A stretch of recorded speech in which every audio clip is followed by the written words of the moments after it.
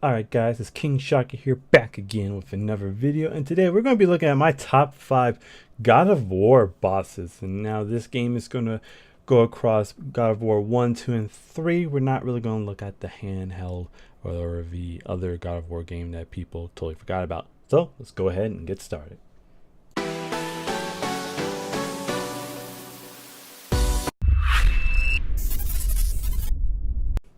Alright, for my number 5 pick, we're going to go with the Hydra from God of War 1, originally released on the PS2 and re-released for PS3 for some reason. Now the reason we're going with the Hydra for number 5 is because this is the first major boss that you face within the God of War series when it comes to when the games were released. It's pretty much, you have to have a big impression on the gamers, and what's a bigger impression than fighting a multiple head snake hydra thing that is in the sea that Poseidon's like, yo, Kratos, now I'm too fucking lazy to just, snap my fingers and kill this hydra, but you, my man, I need you to take care of this since you said you're to be the champion of the gods. Pretty much the gods are too lazy to do anything for themselves, so when anything big or whatever happens, they send the crate man himself to take care of it. So Kratos takes on his boss. Now you think, alright, you just have one phase of bosses, an intro boss, pretty freaking easy, no problem.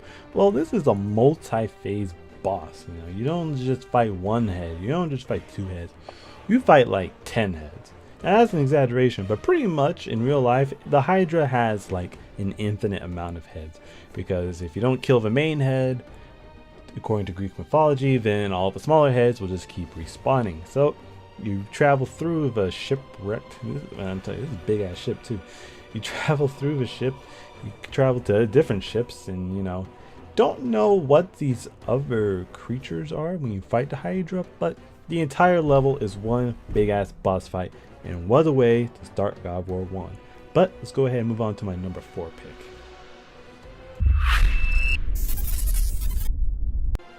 Alright, and the next boss, our number 4 pick that we're looking at today, and that is the Poseidon fight from God of War 3.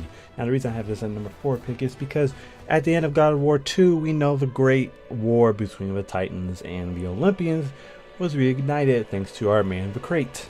Well, when the Crate is climbing Mount Olympus, Zeus's brother, aka Poseidon, decides, you know what, I got this, bro, don't worry about it, I'm gonna take these guys out. You don't even have to lift a finger, even though you got fucked up earlier in the previous game, but I got this. So, and not only are you just fighting Poseidon, I mean, you're fighting the flipping ocean itself. He's summoning these ocean beings to take out Gaia, which pretty much these Titans, no wonder they lost this damn war. They had like literally no power. Now in God of War 2, we got a lot of magical power from the Titans. In God of War 3, they're just big giant colossus douchebags. They don't really do a damn thing. And when you're fighting Poseidon, Gaia does not help whatsoever. It is just you versus the god. Gaia just acts as pretty much a landscape for you to fight on top of. But I mean, it's crazy. You're fighting, he's in this water armor, which I thought, when I first saw that, I thought, damn, that is pretty damn cool. And unfortunately, the end of the fight was kind of lackluster. Yeah, he was in his water form and had Triton and all that shit, and Poseidon's rage and all that shit, but once taken out of his flipping water element, he's supposed to be, they're supposed to be Olympian gods, and Crate made him look like flipping 5-year-olds on the schoolyard, and he's the big fat bully making fun of him and picking on him, because holy shit, did Kratos just wreck Poseidon's life. Like, Poseidon did not have it. Once he was taken out of that water, he did not have a chance. So that's kind of why I had him at the number 4 pick, because it was such a great fight when he was in the water form, and then once he got tackled out of his water form, he couldn't do a damn thing. 3 punches and he was out. Glass jaw, eyes broken, and then thrown back into the ocean, where he just dissolves into the ocean himself, and now all the seas have risen and fuck our lives. But let's go ahead and move on to my number 3 pick.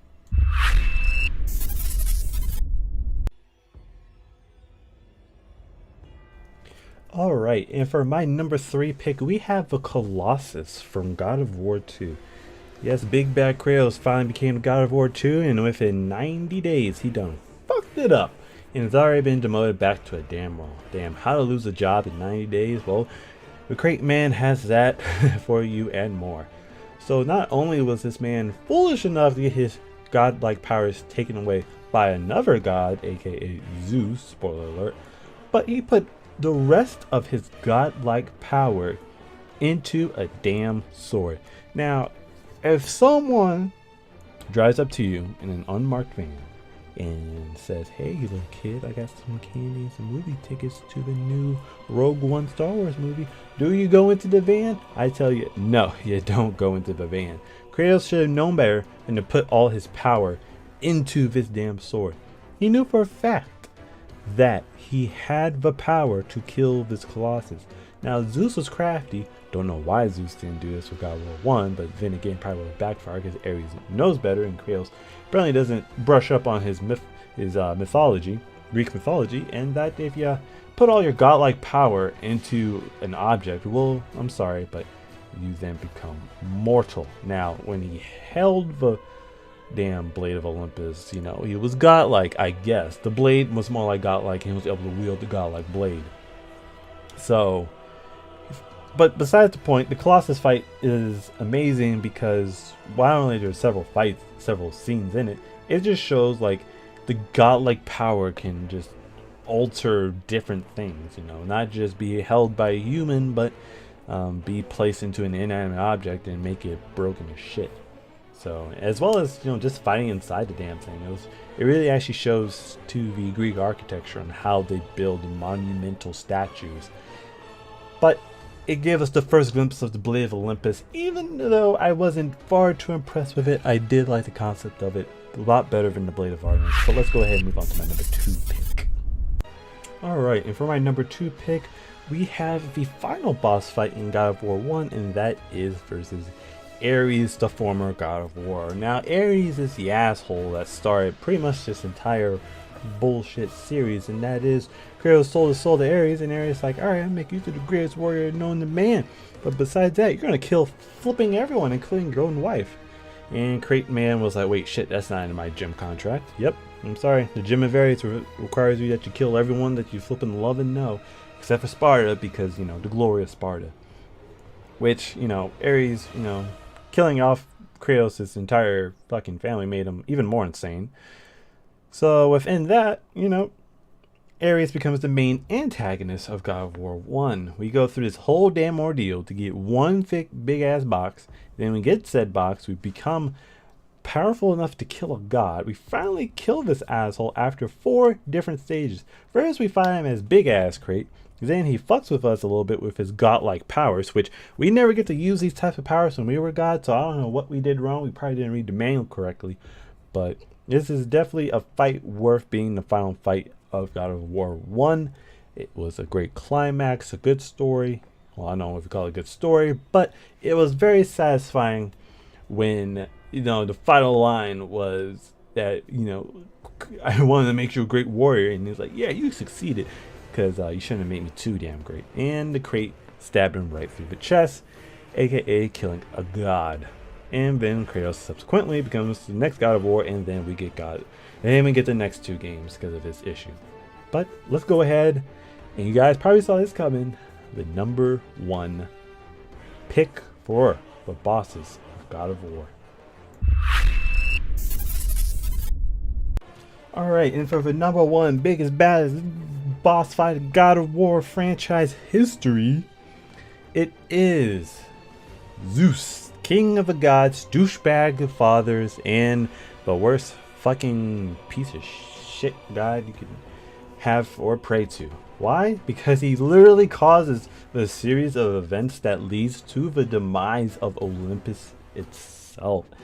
Now, is it 100% his fault? No, it's about 99% of his fault. And when you finally face this guy, oh man, is Kratos angry. I've never seen Kratos so angry in my life. He even has a flipping Kratos scream when he flipping tries to kick his ass. And yes, this is of course a multi-stage fight. And in the middle of the fight, Gaia just appears out of nowhere. Don't know why the hell she appeared. You know, she should have stayed down. You know, when you see someone and they're trying to get back up and you know they're going to get their ass kicked and you're like, just stay down. Stay down. And they're like, no, no, Rocky, I got this, brother, I got this. And Gaia just happens just to be there.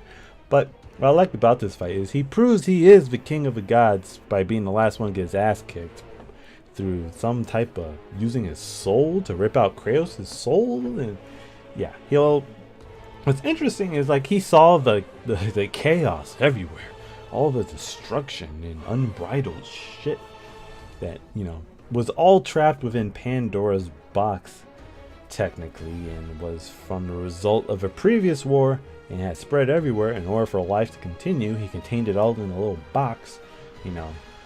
And, you know, being the king of gods, if one of your gods is acting up, you just take him out. That's what he should just did. He should have just took out Ares instead of having Kratos unleash the box of all the horrors, which these box of horrors apparently infected Zeus and all the gods of Olympus.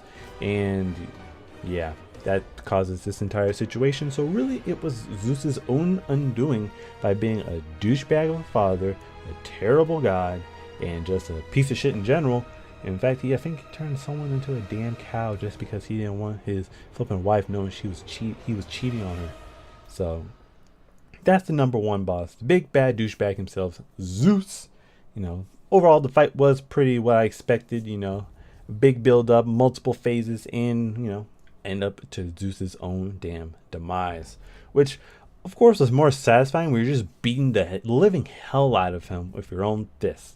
But those are my top 5 picks. What are your favorite picks for God of War? Who was your most favorite boss to fight? And don't just say one Medusa just because of her titties. Please pick someone that actually you enjoyed fighting. And thank you guys for watching. Leave a comment down below on your favorite pick, and I will see you guys in the next video. Like, subscribe, comment, you name it. Peace.